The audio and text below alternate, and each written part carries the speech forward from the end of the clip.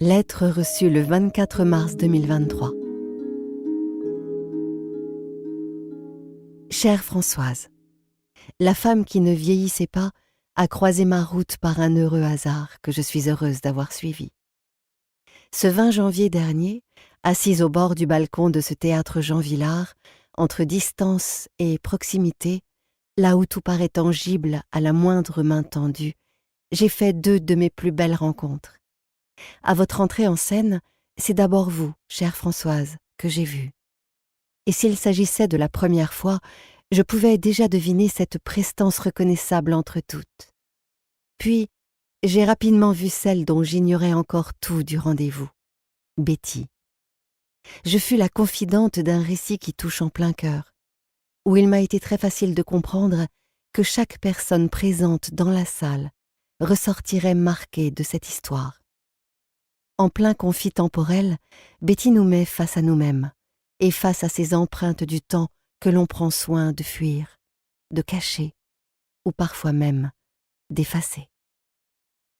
Rien ne marque Betty et l'on se sent soudainement chanceuse et chanceux de posséder ces traces de vie sur nos visages et nos corps. Elles sont comme la plume qui fera de chaque feuille un livre.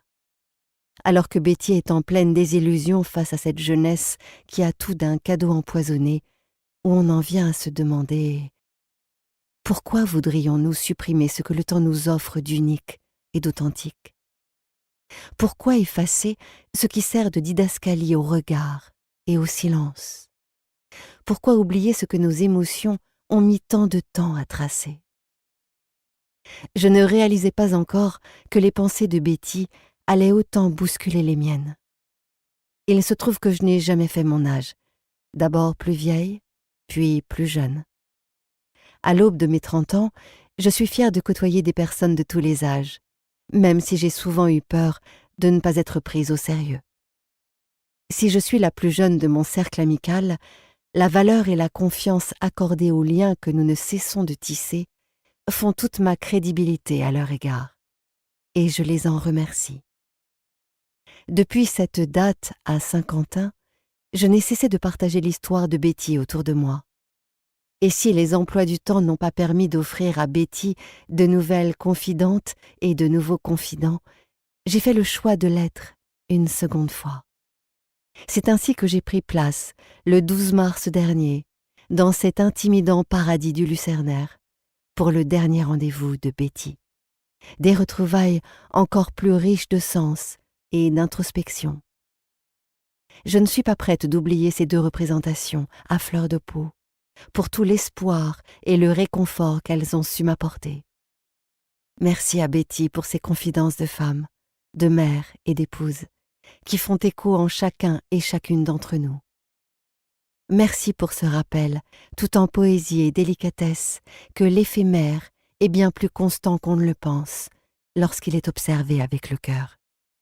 Et que notre regard, bien trop injuste face à nos lignes du temps, n'est que le témoin d'une existence que nous manquons trop souvent de contempler.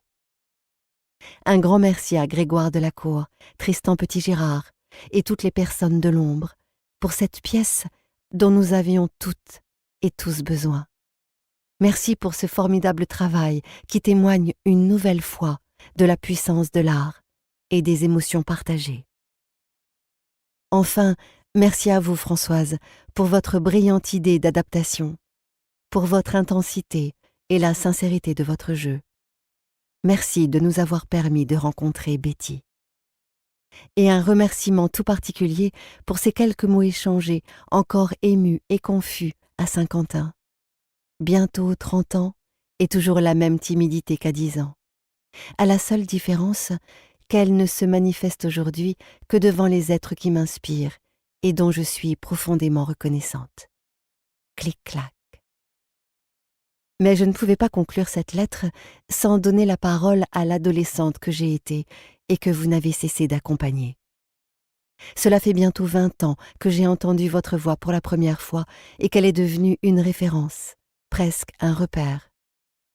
En effet, En prêtant votre voix à cette actrice, bien plus que simplement jolie, je vous ai retrouvé à chacune de mes découvertes et chacun de mes coups de cœur.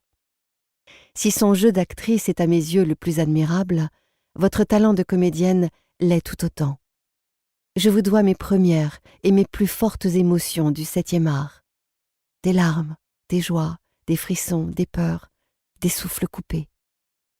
À l'image de cette actrice, votre justesse fait de chaque visionnage une expérience nouvelle, une vague d'émotions différentes, mais toujours aussi bouleversante et vraie. Je vous suis sincèrement reconnaissante pour le travail que vous exercez avec autant de passion et la générosité que vous transmettez dans chacun de vos projets. Merci de toujours nous offrir ce que vous avez de plus sincère et de plus saisissant. Je vous souhaite de passionnantes rencontres et de merveilleuses inspirations, des écritures palpitantes et des personnages toujours plus fascinants et complexes. Merci pour tout. Stéphanie.